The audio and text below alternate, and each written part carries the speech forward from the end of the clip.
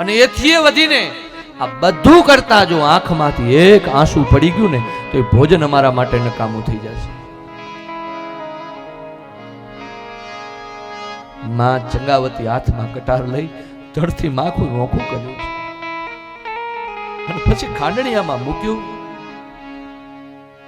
અને હાથમાં ખાંડણીઓ લઈ અને ચંગાવતી કાઠિયાવાડની ધરતી ઉપર એક સાધુને જમાડવા માટે સગા દીકરાનું માથું ખાંડે છે. અને માથું ખાડતા ખાડતા માં છે કેવા ઓળતા કરતી હતી. ધન્ય છે ચંગાવતીને, ધન્ય છે ચંગાવતી.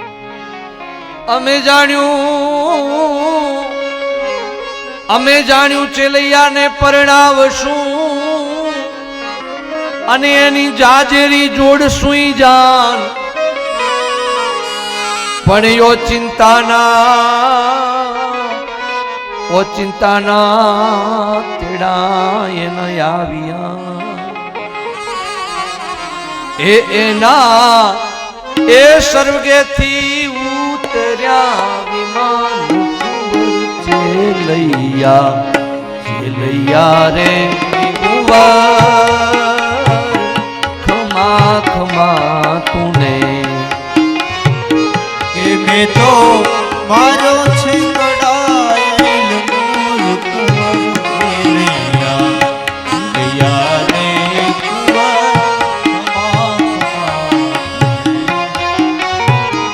એ મારા હાલ રડે પડી હડતાલ કુંવર ચેલૈયા રે કુંવર ખમા ખમા તુને એ તારા નિશાળિયા જુએ તારી વાત કુંવર ચેલૈયા રે ખમા ખમા તને. પણ ઘર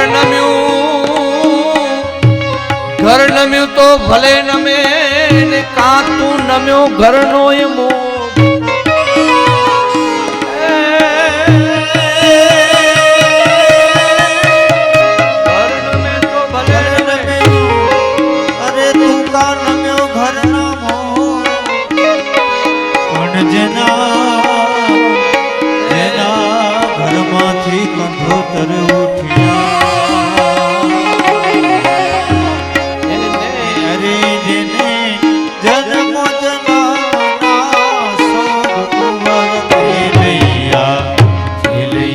રે કુંવર ખમા ખમા તુને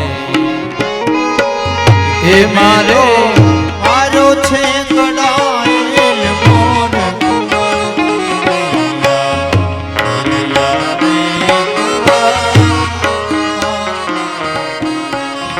પછી ભોજન ખાંડીને તૈયાર થયું છે અને ચંગાવતી સગારસા થાળી મૂકી લ્યો જમી લ્યો. પછી સાધુ એમ કે ચંગાવતી બોલે હા બાપુ તારા કેટલા દીકરા હતા? મારે તો એકનો એક દીકરો હતો. હે એકનો એક દીકરો? બોલે હા. તો તારો એક દીકરો તો હવે આ માથું ખાંડી કાપ્યું છે તો મરી ગયો. બોલે હા. તો તારો એક દીકરો હતો ને એક દીકરો જો મરી ગયો તો હવે તમે વાંજિયા કહેવાઓ અને વાંજિયાના ઘરનું ભોજન અમે નથી કરતા. વાંજિયાના ઘરનું અનાજ અમે નથી લેતા. ખુદા તારી કસોટીની પ્રથા સારી નથી હોતી અને જે સારા હોય છે એની દશા સારી નથી હોતી. કેવી પરાકાષ્ઠાની કસોટી કરી છે. અને પછી સ્વજનો ધર્મને જ્યાં જ્યાં જરૂર પડી ત્યાં ભારતની આર્ય નારી આગળ આવી છે. સગાડસા હવે તમે આ બાજુ આવી જાઓ, મામલો બધો હું સંભાળીશ. અને આગળ ચંગાવતી આવીને ઊભી રહી ગઈ છે. મહારાજ થાળી ઉપરથી ઉઠશો માં. તમે મને વાંજિયા કહો છો, હું વાંજણી નથી. મારા પેટમાં 5 મહિનાનું અધાન છે અને મને ખબર છે આજ તમે પરીક્ષા કરવા ઉતર્યા છો, તમને વિશ્વાસ નહીં આવે. વિશ્વાસ ના આવતો હોય તો મહારાજ હાથમાં કટાર લઈ અને ચંગાવતી પોતાના પેટમાં ભોંકી અને ગર્ભ બતાવવાની તૈયારી કરે અને શ્રીહરિ પ્રગટ થયા છે ચતુર્ભુજ રૂપે. ધન્ય છે ચગાળસા, ધન્ય છે ચંગાવતી. હાથ પકડી લીધો છે. આજ તારી ભક્તિની ઉપર હું પ્રસન્ન થઈ છું બા. તારા અનાજના રોટલા આપવાના ભાવે આજ મને જીતી લીધો છે. અને સ્વજનો જ્યાં જ્યાં જરૂર પડી, આ સંસ્કૃતિની એક મર્યાદા છે અને એટલા માટે આર્ય નારીઓ પૂજાણી છે. પછી રામાવતાર હોય, કૃષ્ણાવતાર હોય, કે ધર્મની રક્ષા કરવા માટે હમણાંનો સમય જોઈ લ્યો. ધન કુખ જીજાબાઈની જ્યાં શિવાજી જન્મ્યા હતા, અન તલવાર કેરી ધારથી હિન્દુ ધર્મ રાખ્યા હતા. પડકાર કરતી પુત્રને શિવા મરજે રણ મેદાનમાં, અમ દેશની એ આર્ય રમણી અમર છે ઇતિહાસમાં. અમ દેશની એ આર્ય રમણી અમર છે ઇતિહાસ. આ દેશની આર્ય રમણી જ્યારે જ્યારે જરૂર પડી ત્યારે આગળ આવીને ઊભી રહી છે. ધર્મને માટે બલિદાનો આપી દીધા છે આ દેશની સ્ત્રીઓ, અને મર્યાદા માટે બલિદાન આપ્યા, સંસ્કારો માટે. અને આ કઈ પ્રાચીન વાતો નથી, આ વેદકાળની વાતો નથી. સત્ય કે દ્વાપર ને કે ત્રેતાની વાતમાં તો આપણને વિશ્વાસ ન પડે, પણ કાલ સવારનો ઇતિહાસ ભારતની આર્ય નારી કેવી હતી. એ ભલ ગયો નિજ ઓરડે રાણી પરે સ્મિત કર્યું. કેવી ઘટના કાઠિયાવાડમાં બની હશે. વીરે ભલવાળો બારવટું ખેલતા ખેલતા એ હોળીના દિવસો ચાલે અને પોતાની પત્નીને રાત્રે મળવા માટે આવે છે. એ ભલ ગયો નિજ ઓરડે, અને ઘણા સમયે વીરે ભલવાળો ઘરે આવ્યો. પત્નીએ બારણું ખોલ્યું છે અને આર્ય નારી છે એ ભલવાળાની સામે જોવે. અને ઘણા દિવસે પતિ ઘરે આવ્યો ને એટલે જરાક હોળીના સમયમાં એ મસ્કરીના 2 શબ્દો બોલી અને એભલવાળાના પત્ની થોડાક હસ્યા છે. એ ભલ ગયો નિજ ઓરડે રાણી પરે સ્મિત કર્યું. અને ઘટના કેવી બની. પોઢેલ ચાપો પારણે મુખ પરે વસ્ત્ર યાડું ધર્યું. એ ભલવાળાનો દીકરો ચાંપરાજ વાળો 4-5 વર્ષની ઉંમર ઘોડિયામાં સૂતા છે. માં પિતાજીની સામે થોડુંક હસે છે. હોળીનો સમય છે, ઘણા દિવસે પિતાજી ઘરે આવ્યા છે, પણ મારા માં છે, મારા બાપની સામે હસતા હોય એ સંતાન તરીકે મારાથી ન જોવાય. એટલે એને શું કર્યું. એ ભારતની આર્ય સન્નારીઓના દૂધમાં કેવી તાકાત હશે. એ 5 વર્ષના બાળકને કેવી મર્યાદા શીખવી હશે. આમ કરીને આમ મોઢા ઉપર પારણામાં હુતા હુતા કપડું મોઢા ઉપર ઢાંકી દીધું છે. એ ભલ ગયો નિજ ઓરડે રાણી પરે સ્મિત કર્યું. અન પોઢેલ ચાપો પારણે મુખ પરે વસ્ત્ર યાડું ધર્યું. તેદી જોગ માયા. દીકરો છે આમ કરીને આમ કપડું ઓઢે, પણ માની નજર પડી ગઈ છે.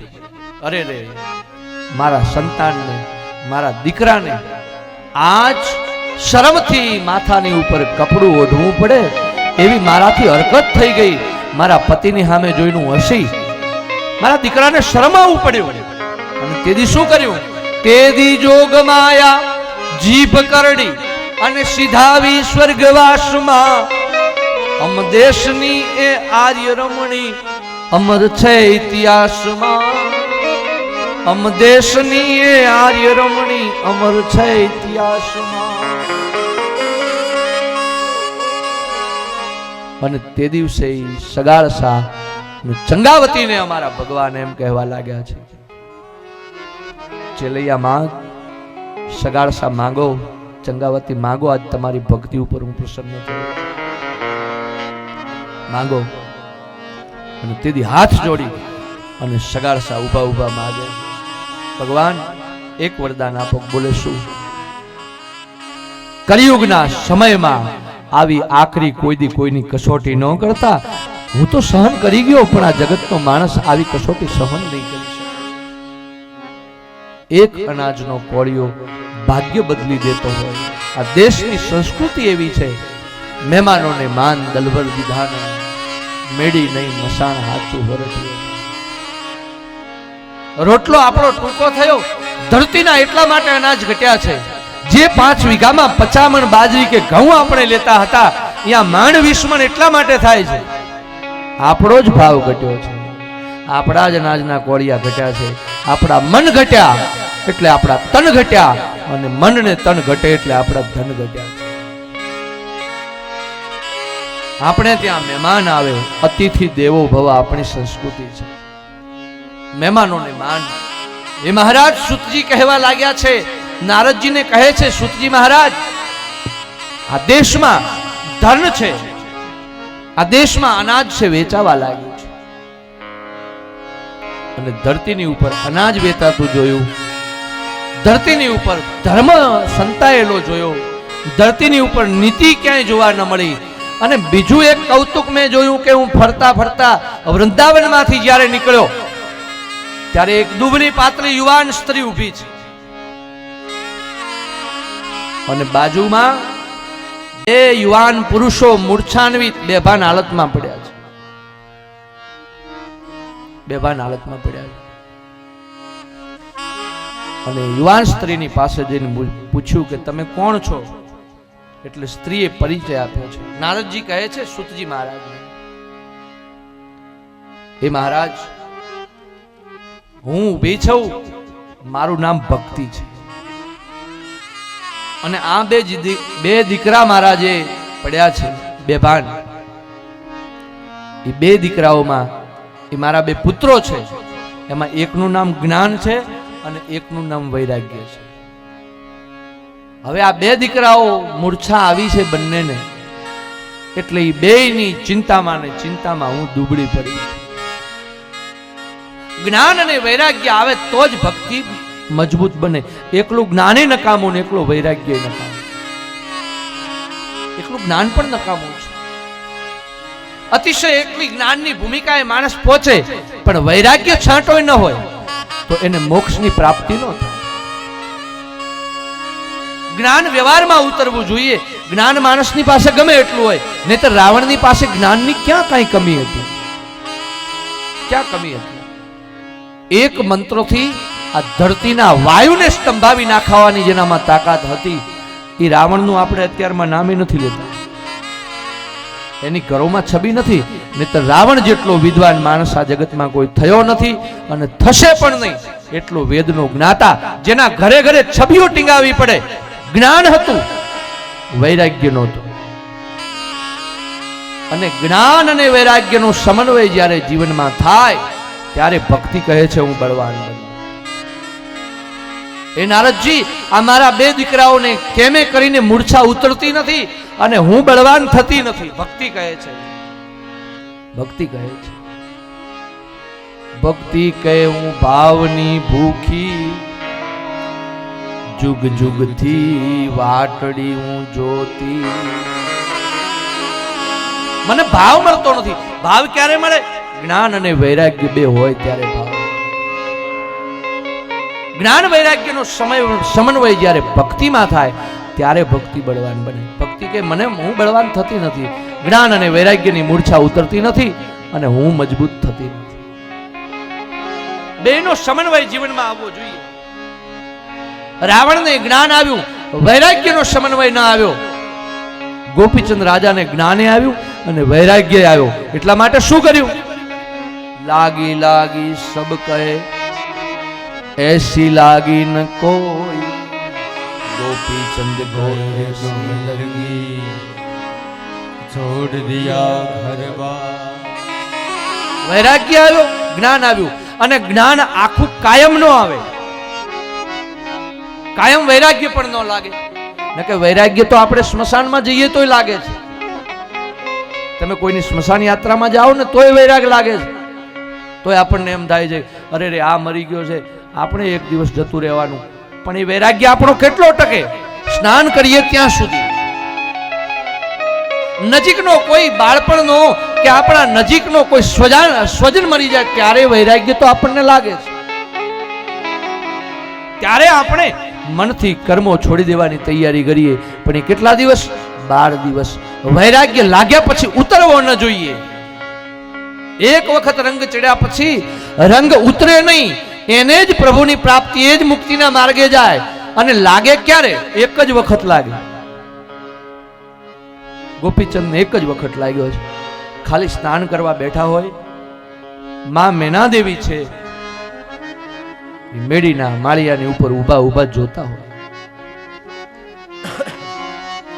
ગોપીચંદ રાધા સ્નાન કરવા બેઠા છે અને મેનાદેવીએ ગોપીચંદના શરીરને જોયું, સ્નાન કરતું ચિત્ર જોયું ને ગોપીચંદને એમ થયું ગો આ કાયા, આવો જ સમય, આ જ ધન વૈભવ મારા સ્વામી આમને આમ સ્નાન કરવા માટે બેસતા હતા. પણ મહીપતિ થઈને જગતમાં ફરતા હતા. પણ બન્યું શું? મોટા મોટા મહીપતિ ગજબ હતા, ગંભીર. વાયુ જેના ઘરે વાયરો વાળતા હતા એવા મોટા મોટા મહીપતિઓને, મોટા મોટા મહીપતિ ગજબ હતા, ગંભીર. પણ સબળા એના શરીર અમે મસાણે જોયા. મેં ગમે એવો સિદ્ધાત્મા હોય, ગમે એવો યોગી પુરુષ હોય, ગમે એવો ધનવાન માણસ હોય, ગમે એવો જ્ઞાની પુરુષ હોય, પણ જગતમાં જન્મ ધારણ કરે છે એને એક વખત સ્મશાનના માર્ગે જવું પડે, જવું પડે, જવું પડે. તો સાથે શું આવે? રસ્તો તો સાચો કેટલો છે અહીંથી આપણા સ્મશાન સુધી. માણસ આખું જીવન જેટલું જીવે છે એ મહત્વનું નથી. જીવન કેટલું સારું જીવે એ મહત્વનું છે. વર્ષો પ્રમાણે આયુષ્યની ગણતરી નથી થતી. આપણે ઘણાને કહીએ છીએ કે આ 50 વર્ષના થયા, આ 60 વર્ષના થયા, આ 70 વર્ષના થયા. નહીં, એ 70 માંથી કેટલા પ્રભુ કાર્યમાં ગયા છે, કેટલો સમય ભગવાનને યાદ કર્યા છે, કેટલો સમય સત્કાર્યમાં વાપર્યો છે, કેટલો સમય કોકનું હારું કરવામાં વિચાર કર્યો છે. એટલું જ આયુષ્ય સાચું છે. બાકીના તો બધે આપણે ગુમાવ્યા છે. બીજો તો સમય આપણને મળ્યો પણ આપણે ગુમાવ્યા. અને સાંજ પડે એક વખત સરવાળો મારજો આખી જિંદગીનો, એમાં કેટલો તમારા પરમાત્મા માટે આપણે કેટલો ભાગ કાઢ્યો, માળા માટે કેટલો સમય કાઢ્યો, કોઈકનો સદવિચાર માટે કેટલો સમય કાઢ્યો. પરિણામ શૂન્ય આવશે. નહીતર આ જગતમાં પ્રત્યેક જીવ જે આવે છે એ જીવ સ્વજનો પરમાત્માને મળવા માટેનું એક પ્રેરણા લઈને આવે છે. આ મુક્તિ માટેનો જન્મારો છે. પંચમહાભૂતની કાયા અમારે રાજને જોઈ છે અને માં ઈ ઘટના ઈ સમય યાદ આવ્યો એટલે આંખમાંથી આંસુઓ સારવા લાગ્યા. ગોપીચંદ વિચાર કરે કે વાદળી નથી, વીજળી નથી અને આ વરસાદનો સમય નથી અને આ વાહામાં ક્યાંથી આવે છે? આજે ઊંચું જોયું છે, ઊંચું રે એ જુએ તો માતા એની રૂવે જો, ઊંચું રે એ જુએ તો માતા એની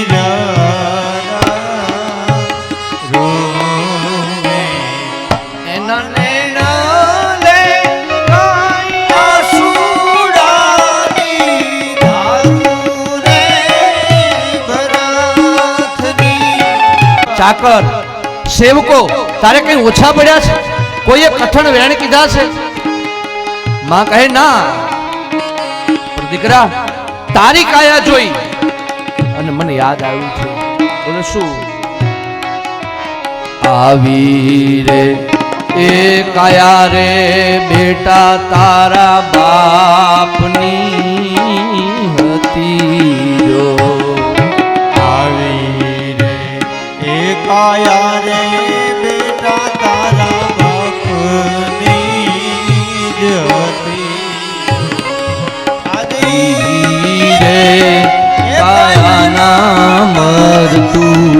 આવ્યા રે ભરતરી ઈ રે કાયાના તું આવ્યા રે ભરતરી આવ્યા રે ભરતરી. માં કહે છે માં આવી જ કાયા હતી પણ એક દિવસ રાખમાં રોડાઈ ગઈ તો કે માં મારે કાયાને અમર કરવી હોય તો શું કરવું પડે? બેટા તમારી કાયા છે એ અમર થઈ જશે, આ દેહ અમર થઈ જશે. ભક્તિ રડતી રડતી સૂતજી મહારાજને કહે છે મહારાજ જ્ઞાન અને વૈરાગ્ય બે મારા દીકરાઓ નબળા થયા છે, બેને મૂર્છા વળી છે. જ્ઞાન અને વૈરાગ્યની મૂર્છા ઉતરતી નથી. ભક્તિ કહે છે હું નબળી બનતી નથી. આપ કંઈક એવું કરો જ્ઞાન વૈરાગ્યની મૂર્છા ઉતરે. ભક્તિ કહે છે હું બળવાન બનું. આપ કંઈક મહારાજ મને એવો રસ્તો બતાવો. સુતજી મહારાજને નારદજીને કહેવા લાગ્યા છે નારદજી સાંભળો આપનો પ્રશ્ન સમસ્યા એ છે કે ભક્તિને બળવાન બનાવવી કઈ રીતે? માણસોમાં જ્ઞાન અને વૈરાગ્યની ભૂમિકા કેવી રીતે તૈયાર થાય? મહારાજ સાંભળો. સુતજી મહારાજને સૌનકાદિક ઋષિઓની હાજરીમાં અમારે નારદજીને સુતજી મહારાજ કહેવા લાગ્યા છે એ મહારાજ જ્ઞાન અને વૈરાગ્યની જો સ્થાપના કરવી હોય, ભક્તિને મજબૂત કરવી હોય તો તમારે ભાગવત કથાનું શ્રવણ કરવું પડશે, કૃષ્ણના નામ સંકીર્તનનું શ્રવણ કરવું પડશે અને કૃષ્ણ પરમાત્માની ચરિત્રનું તમે રસપાન કરશો. એનાથી તમારા મનના વિકારો શુદ્ધ બની ભક્તિ છે તમારા હૃદયમાં દ્રઢ બનશે, જ્ઞાન અને વૈરાગ્ય બે આવશે. ભલે છે પૂર્ણ પુરુષોત્તમ પણ કૃષ્ણની ભક્તિ કરનારો માણસ ચિત્તની વૃત્તિઓને એકાગ્ર કરી જગતમાં સ્થિત પ્રજ્ઞ તરીકે જીવે છે. એટલે તમે ભાગવત કથાનું શ્રવણ કરો. કારણ ભાગવત કથાનું શ્રવણ કરતા કરતા એ મહારાજ તમે ભાગવતનું રસપાન કરતા કરતા, કૃષ્ણ ચરિત્રનું રસપાન કરતા કરતા તમે આ જગતના માધ્યમમાં પ્રચારમાં તમે કૃષ્ણ કથાનો પ્રચાર કરશો, ભાગવતજીનો પ્રચાર કરશો તો તમારા મનમાં જ્ઞાન અને ભક્તિની સ્થાપના થશે. સુતજી મહારાજ કહેવા લાગ્યા છે હે સૌનકાદિક ઋષિઓ, હે નારદજી, ભાગવત કથાનો કેટલો મહિમા છે એનું તમને હું એક સુંદર દ્રષ્ટાંત કહું. એક આત્મદેવ નામનો બ્રાહ્મણ છે, તુંગભદ્રા નદીના કિનારે નિવાસ કરે છે. આત્મદેવ તુંગભદ્રા નદીના કિનારે નિવાસ કરે. એક દિવસ કંટાળ્યો છે. ધુંધુલી નામની પત્ની ખૂબ હેરાન કરે આત્મદેવને અને આત્મદેવ એક દિવસ કંટાળી અને આત્મહત્યા કરવા માટે એક નદીના કિનારે જાય છે. નદીમાં પડી અને આત્મહત્યા કરવાની તૈયારી કરતા હતા અને એક સાધુ મહાત્મા છે જોઈ ગયા છે. સાધુ મહાત્માએ આત્મદેવને ઉભા રાખ્યા છે. ઉભા રહો મહારાજ. બોલે હા આપ શું કરો છો? મારે આત્મહત્યા કરવી છે. બોલે કેમ? પત્ની ધુંધુલી છે, ખરાબ સ્વભાવની છે, સંતાન છે નહીં, બાળકો છે નહીં અને સંસારમાં એટલી હેરાનગતિ થાય છે એટલે મેં વિચાર કર્યો કે મહારાજ હું આ સરોવરમાં આ નદીમાં પડી આત્મહત્યા કરવા માંગુ છું. બાપજી સમજાવે છે મહારાજ આત્મહત્યા શું કામ કરો છો? કે બોલે સંતાન છે નહીં અને આમે મારી મુક્તિ થવાની નથી,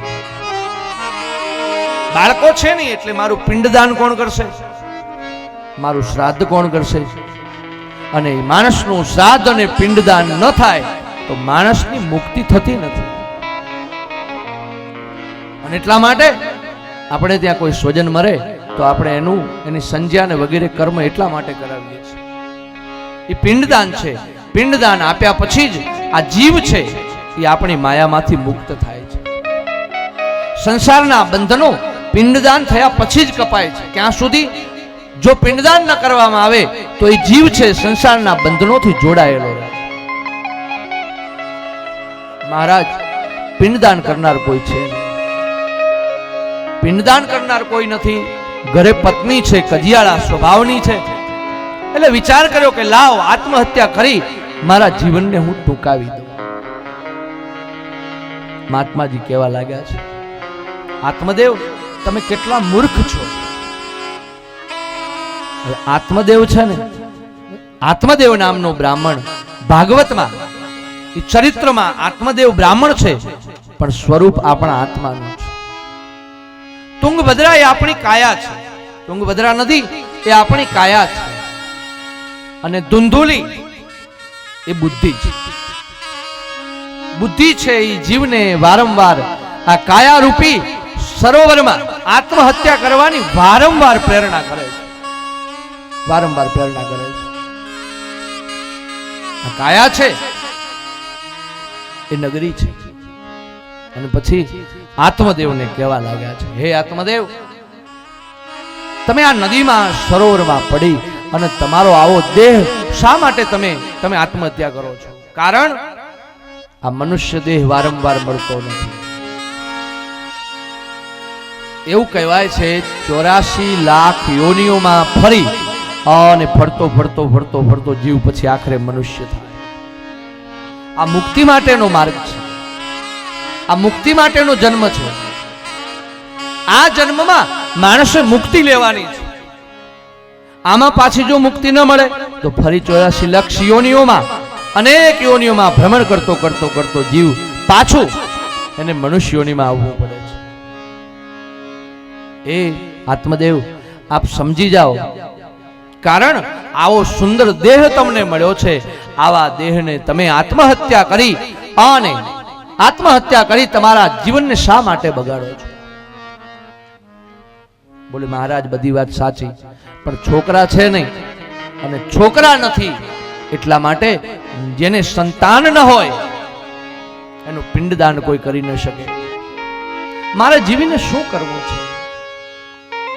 આત્મદેવને મહાત્માજી સમજાવવા લાગ્યા છે કે સંતાન પિંડદાન કરે તો જ મુક્તિ થાય. એ વાત ખોટી છે. સંતાન પિંડદાન કરે નહીં, મુક્તિ તો માણસે પોતે જ પોતાએ મેળવવી પડે છે. આપણે જો દાન કરીએ, આપણે દયા ધર્મ કરીએ, એનું ફળ આપણને જ મળે છે. અને પિતૃઓની પાછળ તો આપણે એટલા માટે આ બધા કર્મો કરીએ છીએ, એ આપણી માથે એક ઋણ છે, એક દેવું છે.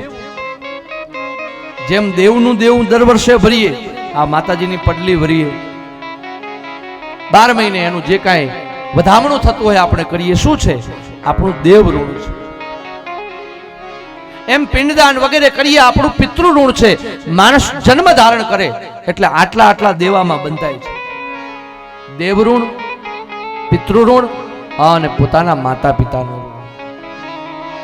એટલે આ બધાની સેવા કરવાનો ખૂબ મોટો મહિમા આપણા શાસ્ત્રોમાં વર્ણવવામાં આવ્યો છે. તમે શું કામ મરો છો? આવો સુંદર દેહ, આવી ઉજળી કાયા તમને વારંવાર મળશે. એ મહારાજ, મનુષ્યનો અવતાર મળ્યો છે અને આ જગતમાં તમને કદાચ સંતાનો હશે તો તમારો વંશ રહી જશે, ટકી જશે, એવું કઈ નિશ્ચિત છે? આ જગતમાં કેટલાય વંશો આવ્યા, જન્મ ધારણ કર્યા, અને કેટલાય વંશો છે એ નાશ પામ્યા છે. આ કાયા છે નાશ પામે. વંશ અમર થવાથી આ બધું થવાનું નથી. મહારાજ સમજી જાઓ. અને જગત સ્વાર્થી છે. જે સંતાનો માટે સંતાનોની તમે માગણી કરો છો, એ સંતાનો તમને સુખ આપશે એવું નક્કી છે? તમારી પરંપરા આગળ ચાલશે, તમને યાદ કરશે એવું નક્કી છે? આ દુનિયા તો સ્વાર્થી છે. એ આત્મદેવ, તમે તમારી 5 પેઢી પહેલાના પિતૃને યાદ નથી રાખ્યા, તો હવે પછીની 5 પેઢી તમને યાદ નથી રાખવાની. આ નક્કી છે. અને એટલા માટે તમે સમજી જાઓ, કારણ મોંઘો મનુષ્ય દેહ એ ફરી રે ફરીને, મોંઘો મનુષ્ય દેહ ફરી રે ફરીને નહીં મળે વારંવાર. એ ભાઈ તું, એ ભાઈ તું ભજી લેને કીર્તાન ભાઈ હજી લેને કીર્તન એ ભાઈ તું તો હજી લેને કીર્તન જૂઠું મને તો તારા ભુવા કુટુંબને સંભાળ હે ભુવા કુટુંબને સંભાળ ભાઈ તું હજી લેને કીર્તન ભાઈ તું તો હજી લેને કીર્તન ભાઈ તું હજી લેને આત્મદેવને જોયું કે આ જીવ છે વાતને સ્વીકારશે નહીં, માનશે નહીં, એટલે સંત મહાત્માએ આત્મદેવને પ્રસાદી આપી છે. લ્યો આ ફળ લઈ જાઓ, આ ફળ લઈ જઈ ઘરે લઈ જઈ અને તમે ખાજો.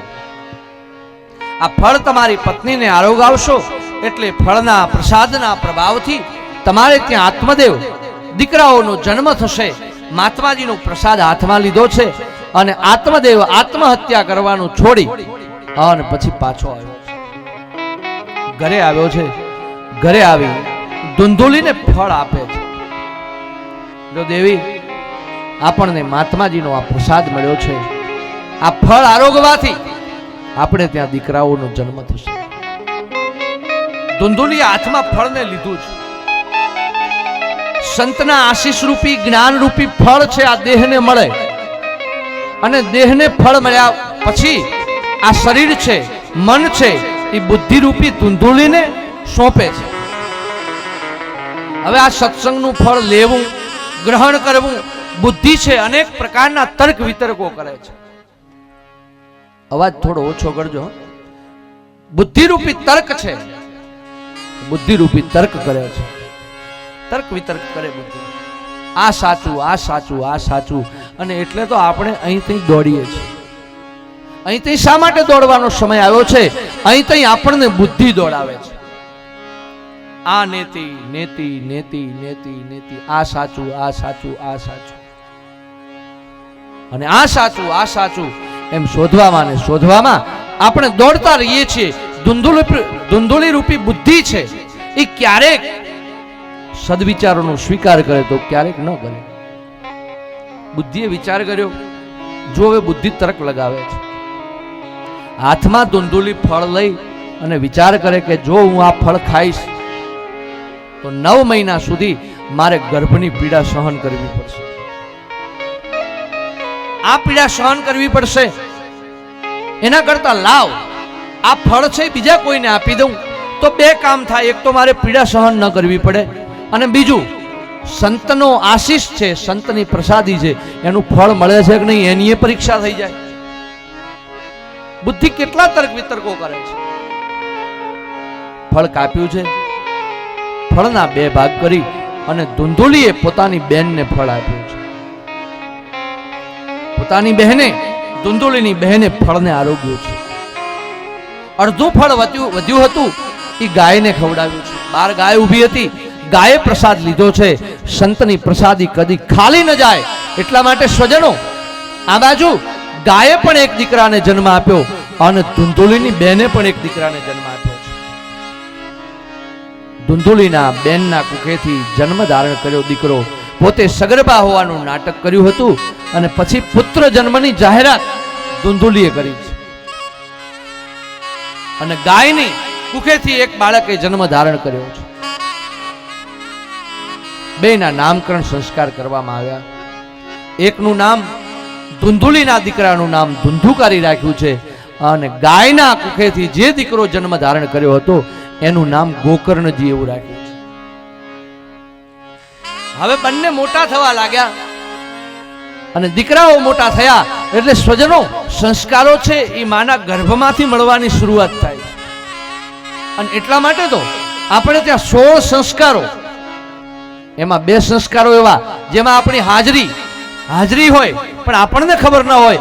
એમાંનો એક ગર્ભાધાન સંસ્કાર અને બીજો છેલ્લો આપણો જેને અગ્નિ સંસ્કાર, જેને મૃત્યુ સંસ્કાર, જેને આપણે સ્મશાનમાં જઈ અગ્નિને જલાવીએ, આ શરીરને અગ્નિ પ્રગટ થાય અને આખી 16 સંસ્કારોની પ્રક્રિયા છે.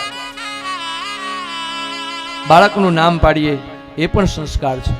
અન્ન ખાવાની શરૂઆત આપણે પહેલી કરાવીએ, ગણથુથી આપીએ છીએ, એ પણ સંસ્કાર છે.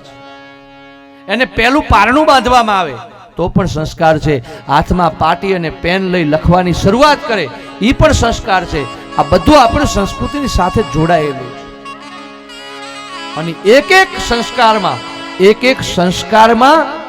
થી જ બાળકને સંસ્કારો મળે છે. એટલે આપણે નથી કહેતા ગળથુથી આપતી વખતે કે કોઈ હારા માણસના હાથે ગળથુથી અપાવો તો એ દીકરો છે એના જેવો થાય. કારણ એ અન્નપ્રાશન સંસ્કાર છે આપણો. એ સંસ્કારમાં જે માણસે મેળવ્યું છે, બાળકે મેળવ્યું છે, ભવિષ્યમાં એની અસર એના ઉપર રહે છે, આ નક્કી છે. એટલે ગાયના કુખેથી જન્મ ધારણ કર્યો હતો એટલે એને ગાયના સંસ્કાર મળ્યા. એટલે ગોકર્ણજી પંડિત અને વિદ્વાન થયા છે. ધુંધુલી એની બહેન કપટ ભાવથી દીકરાને જન્મ આપ્યો હતો, સારા સંસ્કારો માના ગર્ભમાંથી ન મળ્યા એટલે ધુંધુકારી છે, રાક્ષસી વૃત્તિને વિચારો ધરાવતો થયો. બે ઉછર્યા છે, શાળામાં ભણવા જાય તો એક ચોરી કરીને આવે છે અને એક બાળકોને સારું શીખવાડીને આવે છે. દુષ્કર્મો છે એ ધુંધુકારીના વધતા ગયા છે. ધીમે ધીમે ધીમે યુવાન અવસ્થા થઈ છે એટલે ગોકર્ણજીને આ બધું ગમતું નહોતું. ઘર છોડ્યું છે, જંગલમાં જઈ અને વેદોનો અભ્યાસ ગોકર્ણજી મહારાજ કરે છે. અને ધુંધુકારી ઘરે પડ્યો અને એક દુર્ગુણ જીવનમાં આવે એટલે પાછળ બધાય જોડાયેલા હોય છે. ખોટું બોલે, ચોરી કરીને લઈ આવે અને ચોરીને ખોટા માર્ગે આવેલું ધન છે એ પાછું જુગારમાં હારે. જુગારમાં પાછું કદાચ જો ધન જીતી જાય તો એ ધન છે બધું વ્યભિચારમાં વાપરે. જે માર્ગેથી ધન આવ્યું છે એ ધન સદમાર્ગે જો આવ્યું હશે તો સારા વિચારો આવશે, પણ કપટ કરીને લાવેલું ધન છે પાછું કપટના જ માર્ગે જાય છે. ધન છે ખોટા માર્ગે પ્રાપ્ત કર્યું છે. રાત્રિના સમયે વ્યભિચાર કરે, ચોરી કરે છે, જુગારી થયો છે અને ધુંધુકારીનું જીવન બગડવા લાગ્યું. પછી તો પિતાને મારવા લાગ્યો છે, એના બાપને મારે છે, પિતાને મારે. હે પિતાજી, તમારી બધી સંપત્તિ છે મારા નામે કરી દો, તમે બધું મને આપી દો. કારણ જુગારમાં હું હાર્યો છું, આજ મારે વ્યભિચાર કરવો છે, આજ મદ્યપાન કરવું છે, આજ વાણી વિલાસ કરવો છે. હવે જ્યારે આત્મદેવને મારવા લાગ્યો છે ધુંધુકારી, આત્મદેવને મહાત્માજીના શબ્દો યાદ આવ્યા છે કે મહાત્માજી સાચું સમજાવતા હતા. એ સમયે મેં વાતને સ્વીકારી, જીદ કરી અને આશીર્વાદની રૂપે જે સાધુ પાસેથી ફળ લઈ આવ્યો. એ સંતાન આવું થશે એની મને અપેક્ષા નહોતી. આના કરતા તો મેં આ પ્રસાદી ન માગી હોત તો સારું, લાવ્યો જ ન હોત, સંતાનો થયા જ ન હોત તો આજ આ જે પરિસ્થિતિ મારી છે એ ન થઈ. પસ્તાવા લાગ્યો છે. ગોકર્ણજી ઘરે આવીને કહેવા લાગ્યા, હે દીકરા, હવે તમે અહીંયા જંગલ છોડી, પિતાજી તમે જંગલના માર્ગે તમને કુટિયા બનાવી આપું છું. વાનપ્રસ્થ આશ્રમમાં, સંન્યાસ આશ્રમમાં તમે હવે જીવન જીવો. બાળકૃષ્ણની લીલાઓનું તમે રસપાન કરજો અને કૃષ્ણ કૃપાથી તમારું શેષ જીવન જે બાકી છે. ગોકર્ણજી પિતાને મૂકવા આવ્યા છે.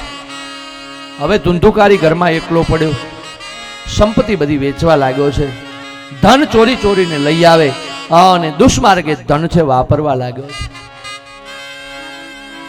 ધીમે ધીમે ધીમે એના દુષ્કર્મો વધ્યા છે. એક દિવસ એને રાજાના ખજાનો ફોડ્યો છે. નગરના રાજાનો ખજાનો ફોડી લઈ આવ્યો.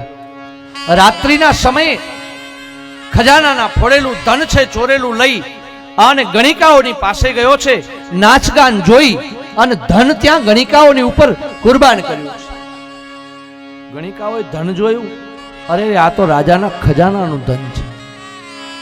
આ ચોરી કાલ સવારે જો પકડાઈ જશે તો ધુંધુકારીને તો સજા થશે, સાથે સાથે અમને સજા થશે. એટલે ડર્યા છે. વિચાર કર્યો, ધન પણ લઈ લેવું છે, કોઈને ખબર પણ ન પડે. રાત્રિના સમયે ધુંધુકારીને ખૂબ મદિરા પાન કરાવ્યો છે. ગળું દબાવી, ગુંગળાવી અને ધુંધુકારીને મૃત્યુ પમાડ્યો છે. રાત્રિના સમયે મદિરા પાનમાં બેભાન થયેલો ધુંધુકારી ગળું ગુંગળાયું છે અને મૃત્યુ પામ્યો છે. સ્વજનો, જેવું કર્મ કરીએ એવું જ આપણને મોત મળે. કર્મો છે આપણા ભેગા આવે છે. કર્મનું ફળ પરમાત્મા અંતના સમયે આપે છે. પ્રાણ પ્રયાણ સમયે કફવાત પીતે. આત્મા જ્યારે દેહ છે, આત્મા છે, છોડીને દેહને નીકળવાની તૈયારી કરે ત્યારે કફ, વાત અને પિત્ત પ્રકૃતિમાં આપણો આત્મા છે ફસાય છે, નીકળવાની તૈયારી કરે. જો સારા કર્મ કર્યા હોય તો હસતા હસતા માણસ છે આ દુનિયા છોડી અને નીકળી જાય છે. ખોટા કર્મ કર્યા હોય, પૂર્વના કર્યા હોય, આ જન્મના કર્યા હોય, સંચિત થયેલા કર્મો છે એ ભોગવતા માણસ અંતના સમયે ખૂબ હેરાન થાય છે. રામ રામ લીધું હોય તો આપણને રામ નામ યાદ આવે. એટલે આપણે ત્યાં રામ નામ બોલવાનો બાર મહિમા છે કે આ જીભને રામ નામ બોલવાની ટેવ પડે. અને આ જીભને રામ નામ બોલવાની જો ટેવ પડે તો અંતના સમયે કદાચ રામ નામ બોલાઈ જાય તો એવું કહેવાય છે કે અંતના સમયે હરિનું નામ લેવાથી ગમે એટલા પાપ કર્મ કર્યા હોવા છતાંય મુક્તિ મળે છે. અને જીવનની સાર્થકતા, સફળતા તો એ જ છે. એટલે જ્ઞાનના માધ્યમથી માણસ ભક્તિના માર્ગે જીવે છે, કઈ માત્ર બીજું નથી. અંતના સમયે આપણને બધાને ખબર છે કશું કોઈનું ભેગું આવ્યું નથી. કદી કોઈ સંપત્તિ ઉપર બાંધીને ગયા હોય એવો જગતમાં ક્યાંય દાખલો નથી. મારું કરીને ગમે એટલું લૂંટ્યું હશે, ગમે એટલું ભેગું કર્યું હશે, બધું અહીં નહીં પડ્યું રહે છે. સાથે શું આવે? અંતના સમયે માણસ જ્ઞાનથી જીવન જીવી, ભક્તિ સબર જેણે જીવન જીવ્યું હશે તો અંતમાં પણ એને ભક્તિ યાદ આવશે.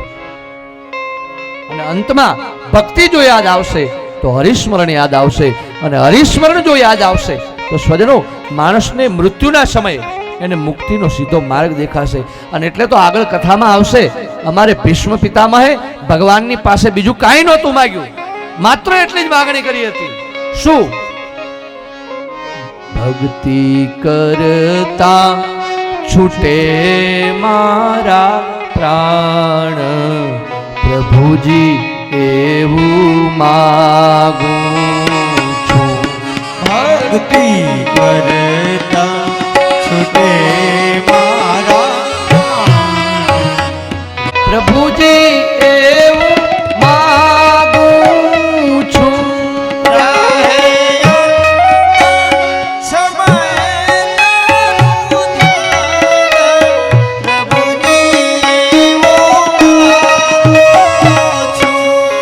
તારું મુખડું મનોહર જોયા કરું, તારું મુખડું મનોહર જોયા કરું.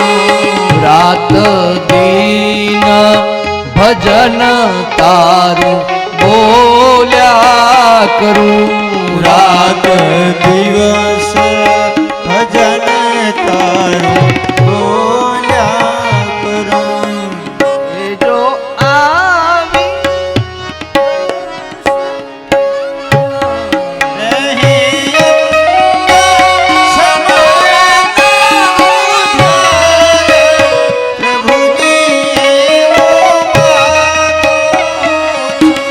ભક્તિ કરતા છૂટે મારા પ્રાણ, પ્રભુજી એવું માગું છું.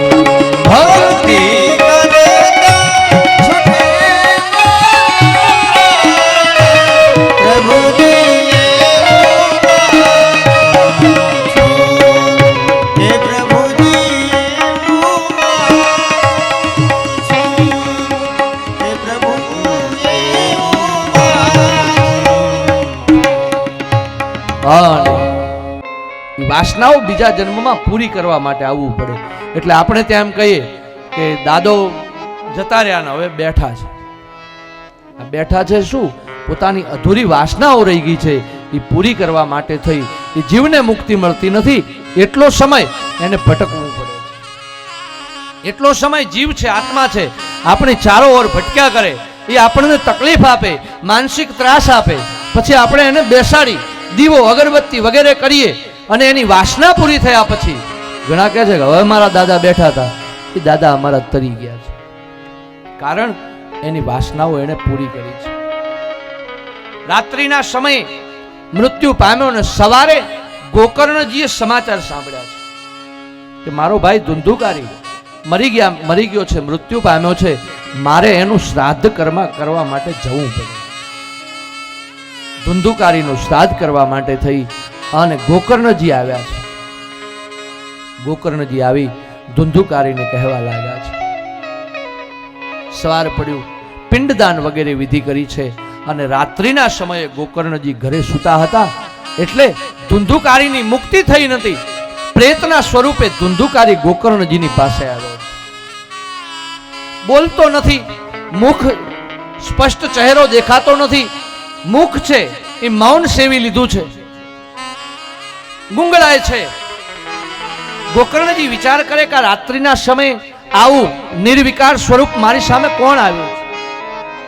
સવાર પડ્યું, ગોકર્ણજી છે એ સવારના સમયે સંધ્યા ઉપાસના કરવા માટે બેસે છે.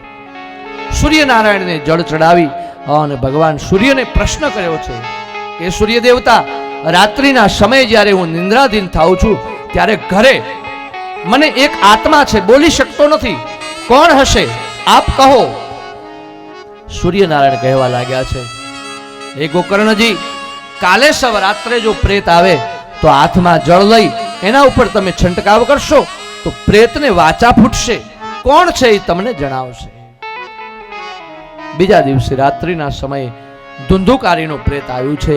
હાથમાં જળ લઈ અને ધુંધુકારીના પ્રેતની ઉપર ગોકર્ણજીએ જળનો છંટકાવ કર્યો છે અને ગોકર્ણજી છે એ જળ છંટકાવ કરતાની સાથે ધુંધુકારીનું પ્રેત બોલી ઉઠ્યું છે, અરે રે ભૈયા, હું તારો ભાઈ છું, આ પ્રેત યોનીમાં હું ફસાયો છું, જીવનમાં મેં સારા કર્મો કર્યા નહોતા એટલે મને મુક્તિ મળી નથી, મને મોક્ષ જોઈએ છે, આ પ્રેત યોનીમાં મને બહુ પીડા થાય છે, હું હેરાન થાઉં છું, મને વાચા પણ ફૂટી શકતી નથી, ભૂખ લાગે છે તો ખાવાનું પણ મળતું નથી, મારો આત્મા ખૂબ દુઃખી થાય છે.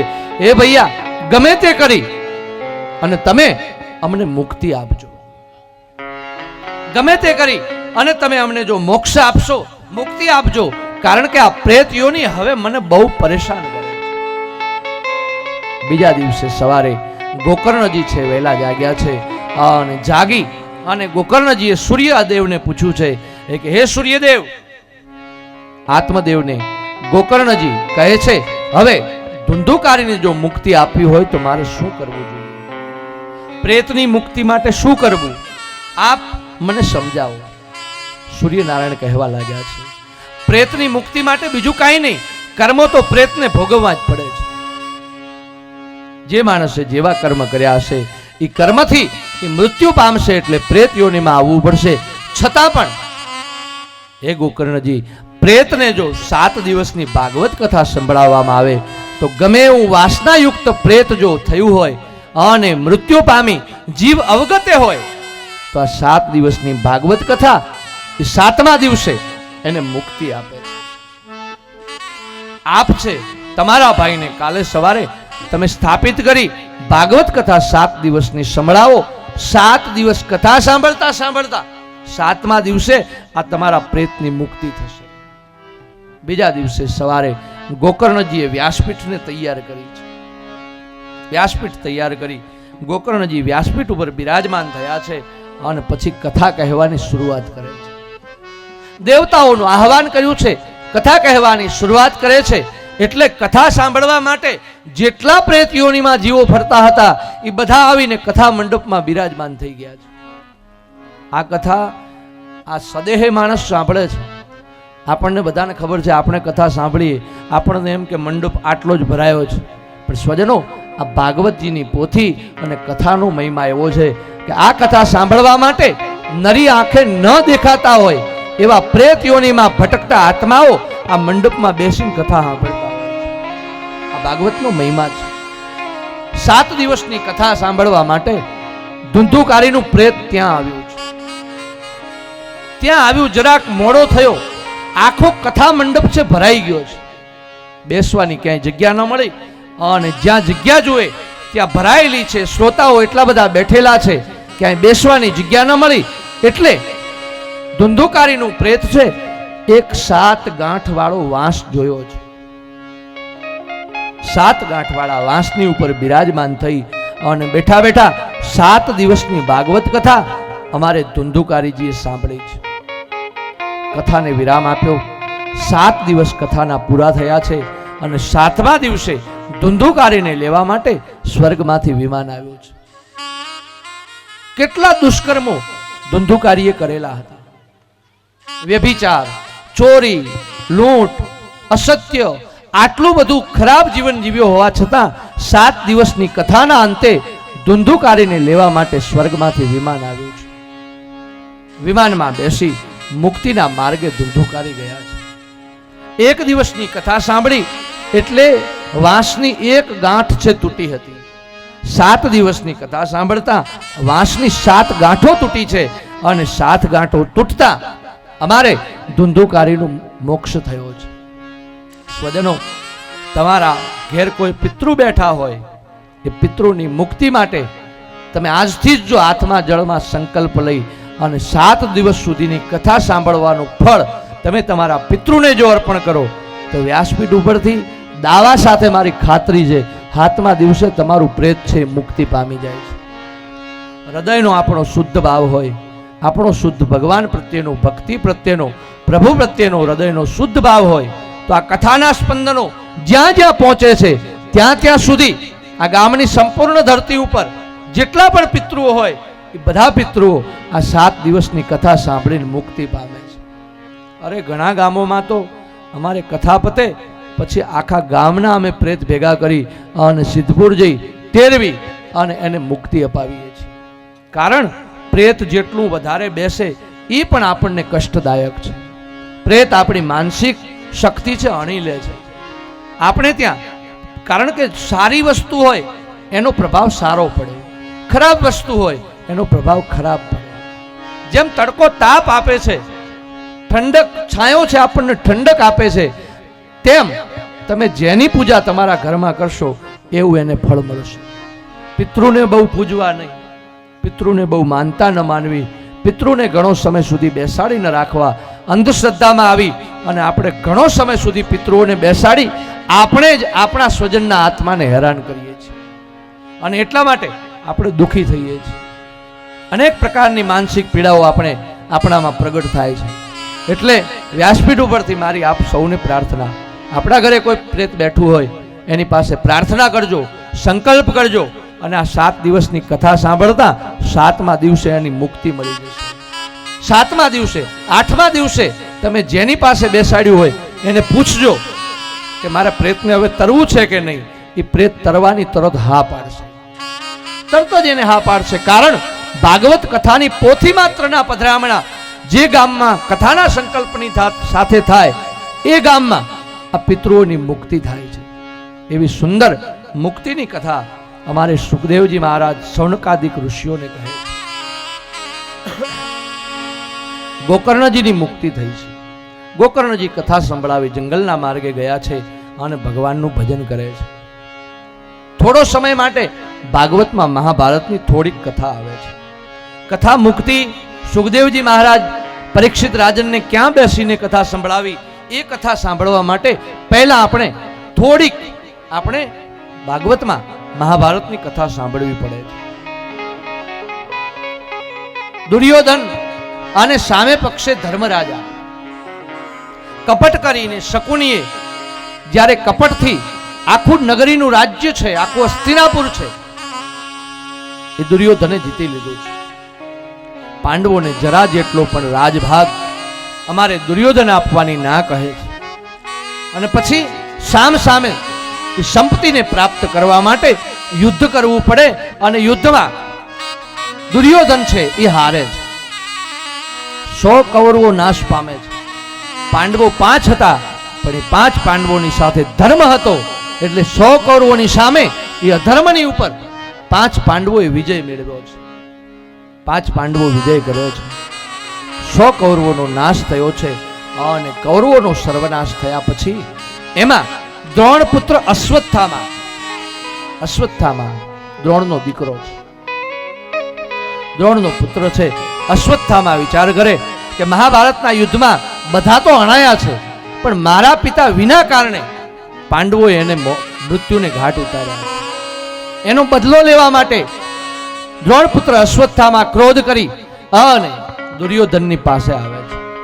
પાંડવોના હસ્તિનાપુરમાં આવ્યો છે અને પાંડવોની સામે એ 5 દીકરાઓનો હત્યા કરી અને પાંડવ વંશનું નિકંદન કાઢી નાખવા માટે તૈયાર થાય છે. સ્વજનો, એ 5 દીકરાઓની હત્યા કરી અને પછી છેલ્લો પાંડવ વંશ ઉત્તરાના પેટમાં જે ગર્ભાવસ્થા રૂપે પરીક્ષિત રાજન રહેલા હતા એનો પછી જન્મ થાય અને એ જ પરીક્ષિત રાજન એને શાપ મળે અને 7 દિવસની કથા સાંભળે. એ કથા આપણે આવતીકાલની કથામાં શ્રવણ કરીશું અને કથાને આપણે વિરામ આપીશું.